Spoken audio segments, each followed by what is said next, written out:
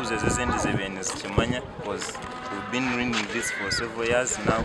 We had to prove our worth, so we did so. Ku team yitu koko gomwaka na nyembendoho. So as now I've noticed players who can also have potential to be better than me. Kunchiza okachi barumu to abareba bataka fund exposure.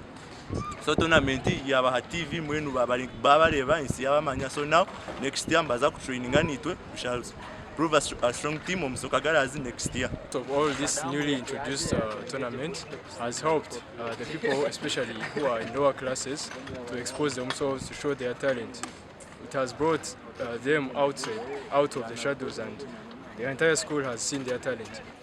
Abaana aba ndangwa tkantukireeba nk'ekyo entertainment omu bwire bwa bahereza ebizamu bari batina eki bakukora konka kandi twagira ngu nabwo tukikozese kituyambe ku training abaana bitu nomanya narimwe abaana waza kurundana nkaza akagamanja kwa kurara mugona harimu umwana uri kuba ryokwe ushanga twaza kuza school team tiyafuna bwire bwo mugisha gwo kwata mupira so hati kuba kwano bazana house level